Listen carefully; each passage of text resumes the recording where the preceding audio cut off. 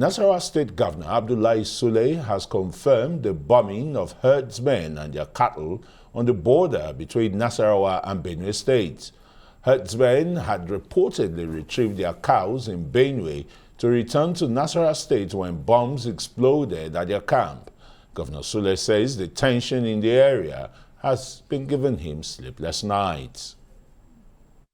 Yesterday, but then it crossed over to our state.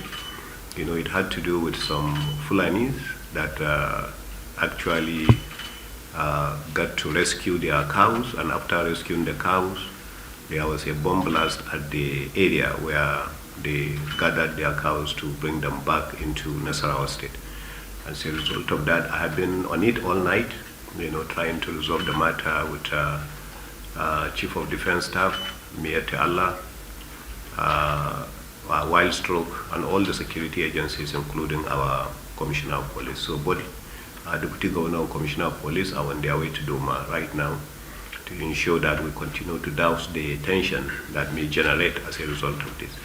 So by the grace of God, we'll see how to ensure that we maintain peace in that area where such bombing had taken place.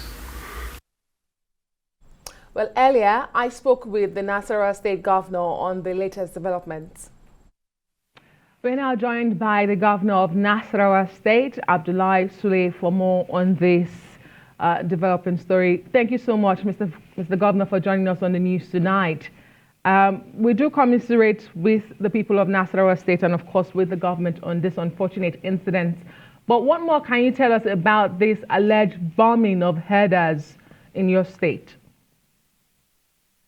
Yeah, thank you very much. Well, it's something that happened actually from last night. I was at home, at the middle of the night when I started receiving calls, from our border with Benue, that there was bombing at the border with Benue State of some of our own Fulani people who had gone to bail their cows, as a result of the arrest of their cows by the Benue State government. And then by this morning, it became a little bit clearer about the number of people that died and about the fact that it was not an airplane that flew the area as it was being carried out. Rather, it was some kind of drone that was flown and then controlled from somewhere else, and then it exploded. So that is what happened. But the fact of the story is that it's a number of Fulani herders, who got their cows arrested by the Benue State government as a result of the this policy they have in Benue State where anti-open grazing law is in place. So the information is that those Fulanis had gone to Benue to pay for the penalty in order for them to bail their cows. So after bailing the cows, and they were able to bring some of them inside a vehicle all the way to the border with Nasarawa so they could cross over. At that moment is where the bomb exploded, and then you had this same number of people that got killed, and some of their cows also killed. So that's what we had. Governor, do we know who is behind these bombings? Any arrests made so far?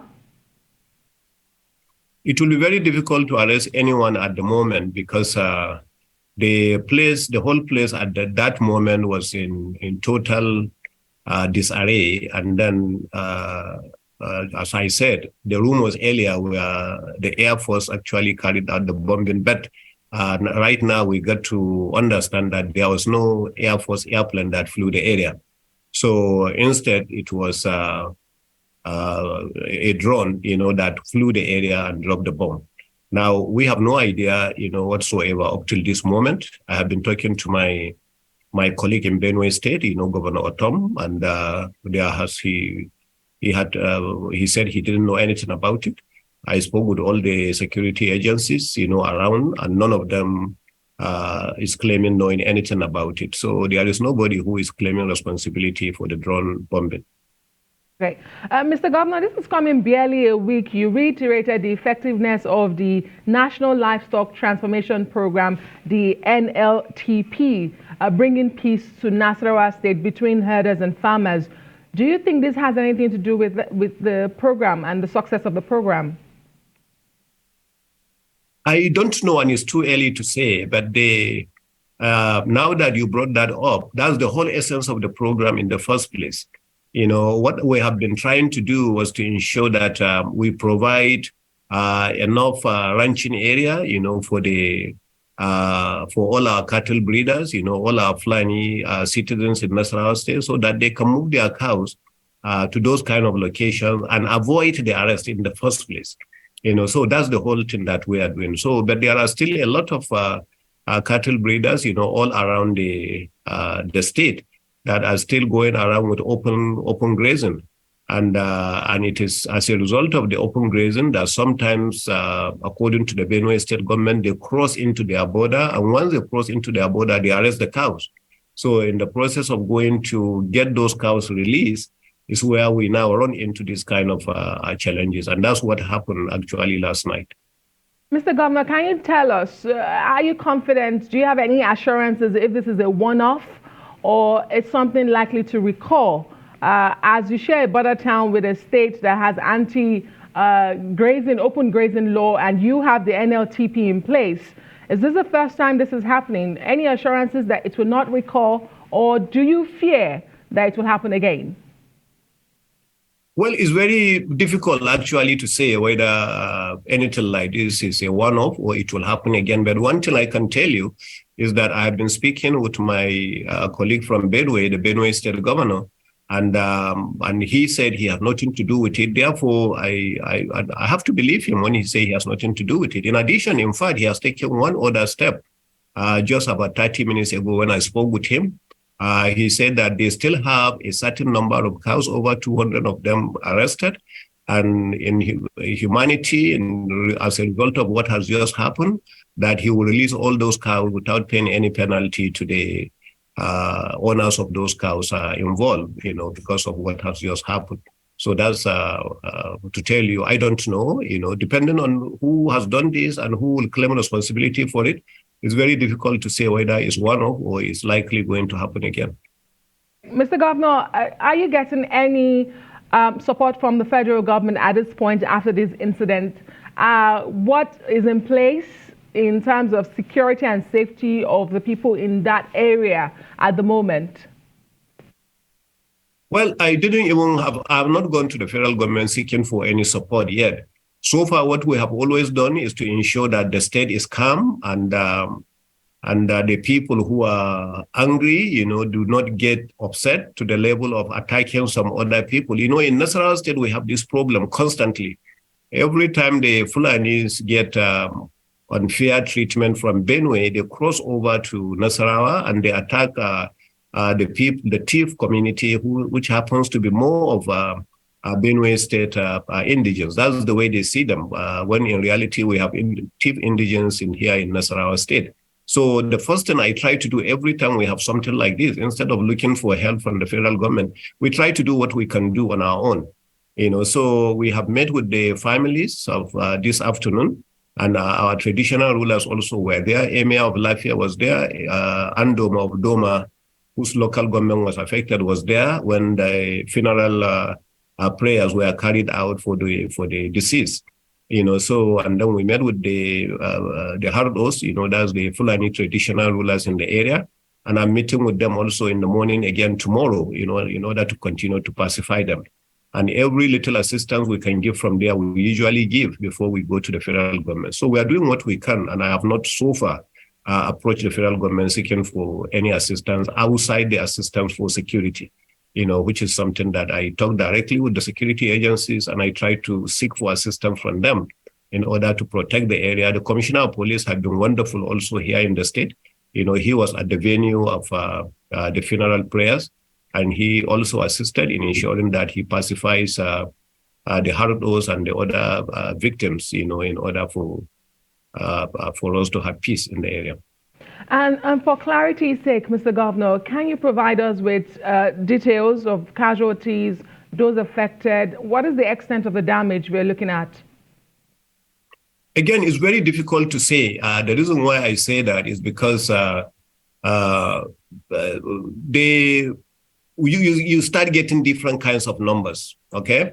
Earlier in the morning, when it all started around 5 o'clock this morning, I was informed, that it was about 20-something people that were affected. Later on, when the bodies were brought, there were more than that. Later on, the governor of Benue, when I was talking to him just some few hours ago, in fact, about 30 minutes ago, when I was speaking with him, he said that even on the site of Benue, they had brought some bodies into Makodi and buried. So if anybody is given numbers, it cannot be me, because I don't want to start giving numbers that are not accurate.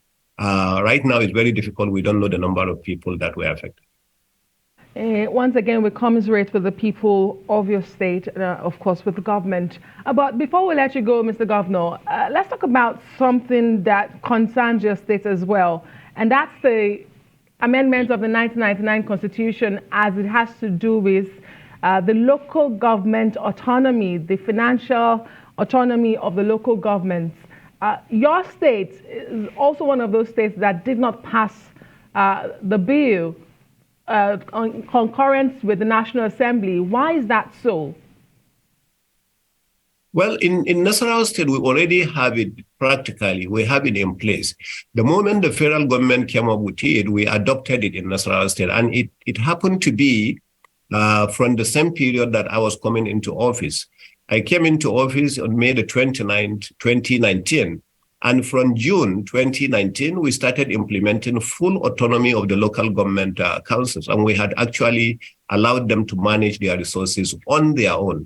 So for that reason, in Nasarawa State, you can talk directly with the local government chairman and the officials. They will tell you they have full autonomy of their resources. They get their resources directly from the federal government and they manage them there. They, from time to time, let me know what they are doing.